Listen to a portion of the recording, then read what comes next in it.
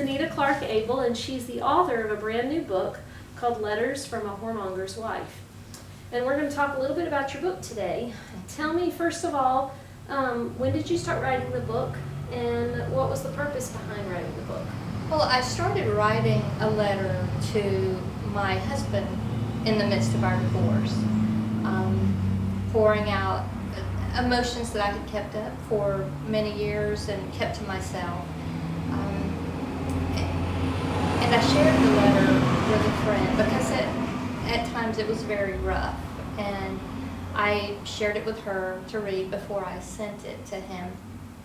And she said, well, don't send it, but keep writing if it makes you feel better. Because I had shared with her that it was really cathartic, getting all of that stuff out.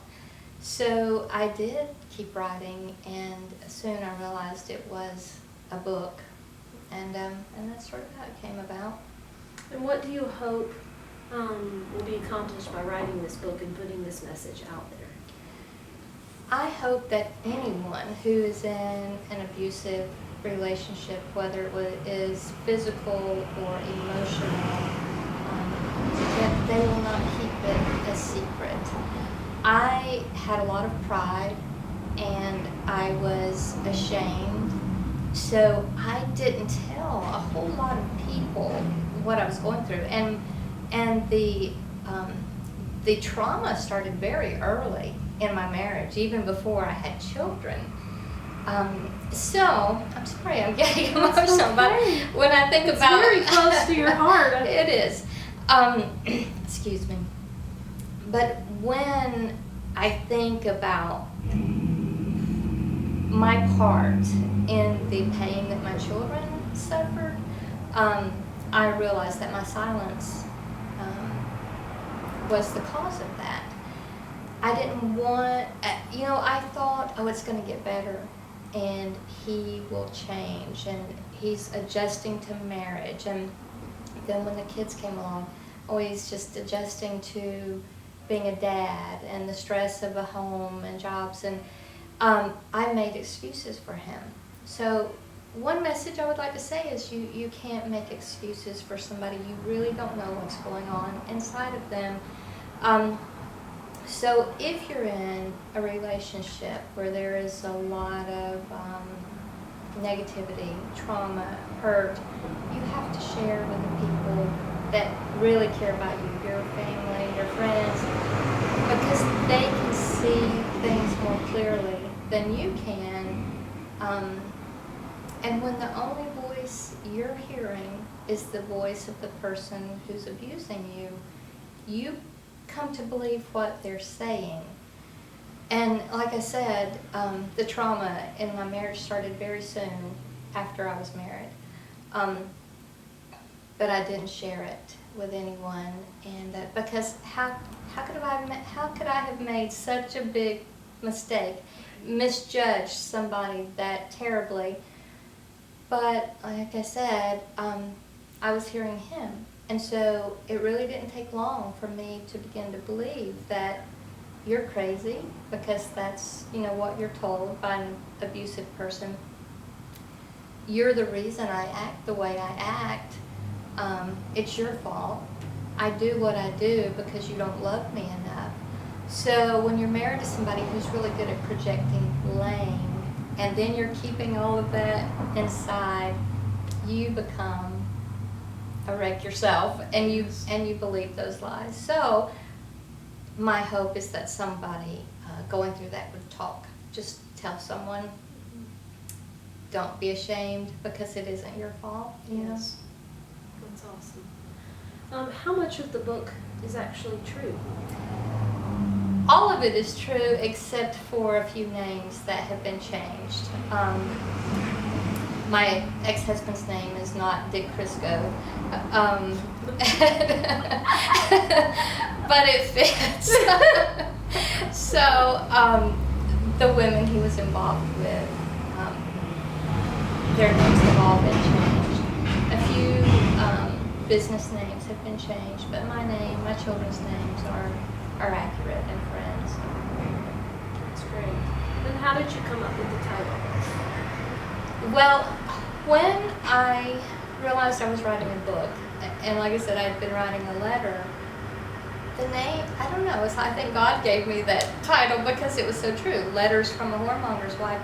I remember sitting at my computer thinking, you're writing a letter to a whoremonger, and you've been a whoremonger's wife for almost 24 years. And I never came up with another name. And I know it's a kind of a radical name, and some people had suggested I change it, but I just couldn't. So, and you know, when I was sending the book out to publishers, I sent it to all different kinds, secular, Christian, and because my faith is what got me through so much. But it's not a Christian book, but my faith is woven throughout. I hope it's clear that it's woven throughout. But I did send it to some Christian publishers, and they wanted me to remove a lot of the language that's in there. And I couldn't. Because that is how I was spoken to. It's how my children was spoken to. It is the truth. And I had lived a sugar-coated life for 24 years. A lie. I had lived a lie. People in Cartersville thought we had the perfect little unit, and we didn't. We lived in a nightmare. And so when I received letters saying, please take, we're interested, but take the language out, I couldn't do that because it had to be transparent. Because if someone else is going through what we went through, getting up and going to work every day and going to church on Sundays and being, berated on the way to church and called every name imaginable, and then walking in as I did with a smile, holding hands with the person who just abused you. If someone else is going through that, and I was not being honest about what we had gone through, it may not help them. Right. And my ultimate goal is that women and men, because some men are on the side of this too, sure. Who find themselves in an abusive relationship, that they will say, wait, she stayed 2 decades, but I don't have to. It didn't get better for her. It probably isn't going to get better for me. And I don't condone divorce, but I also don't think you have to stay in a relationship that is bad, whether it's physical or just emotional. The emotional scars are worse than the physical scars. So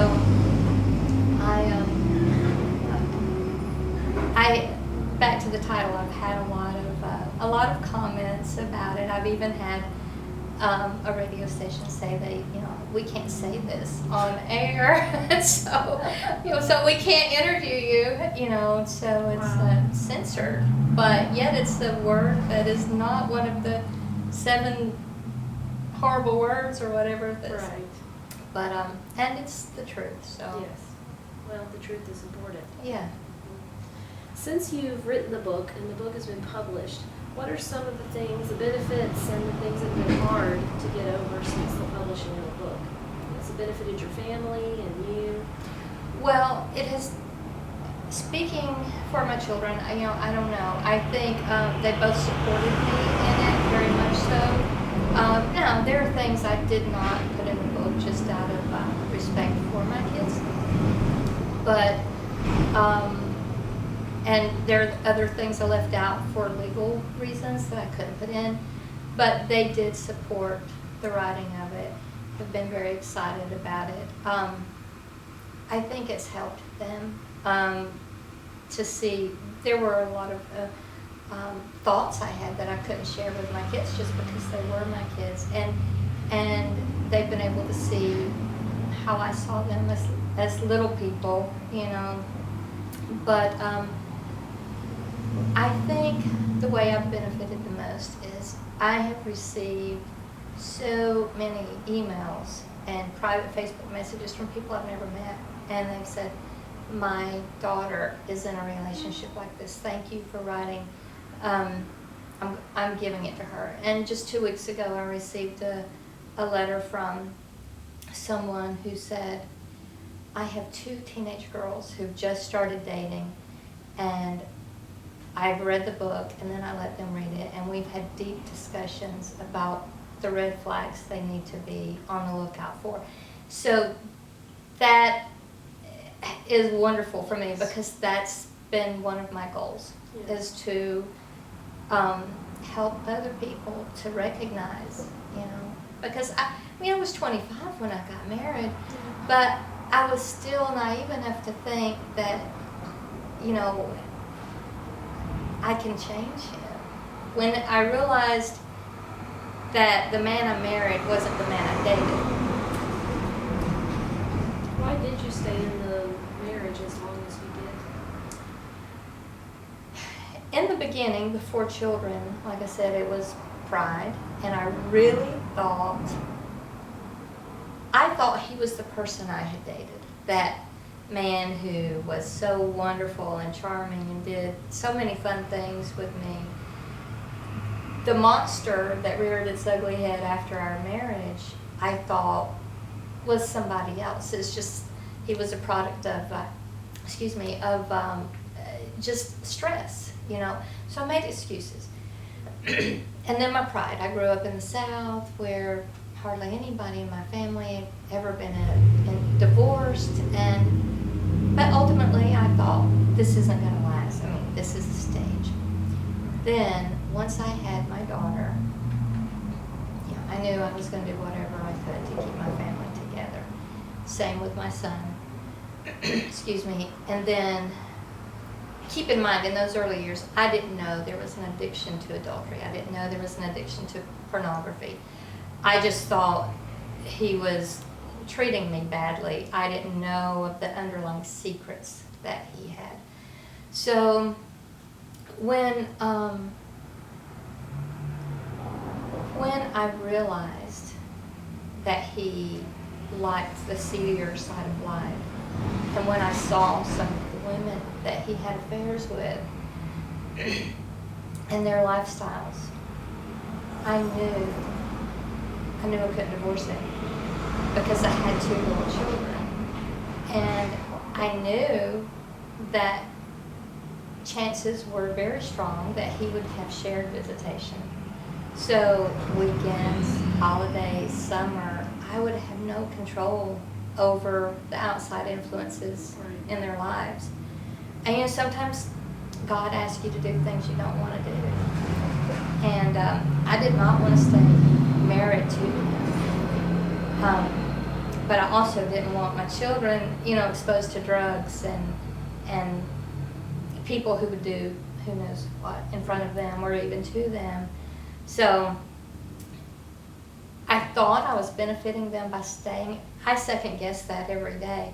Sure. I don't know that staying with their dad was beneficial to them at all.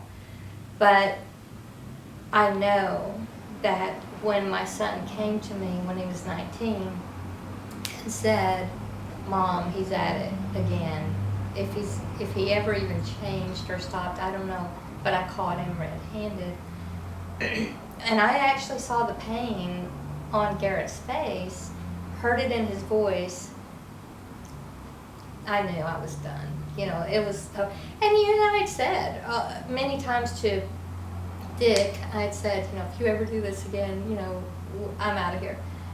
And then I would forgive and go back. But that time I knew there would never be a going back for me, because my kids were both grown and out of the house, and it just was not necessary anymore. And he didn't believe me at first, but he didn't believe I would leave, but I did, and I started feeling a lot of strength right away. Yes. I was worried about telling my family and friends. There were some people who knew. I had a close inner circle who knew.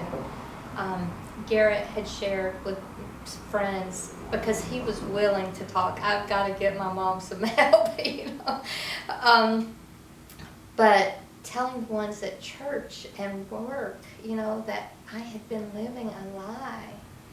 And while I wasn't intending to lie to them, I really had lied to them. And then a lot of them were hurt because even now I get messages from people who say, if I had only known, if I had only known, your kids and you would not have gone through that. So, so ultimately it was recognizing the pain that my children had felt and knowing I didn't have to do it anymore. And that's actually what Garrett, my son, said to me. He said, Mom, you don't have to do this anymore. And Lindsay and I will come to you wherever you go. You don't have to stay with him, but you got to get away from him. And so I did.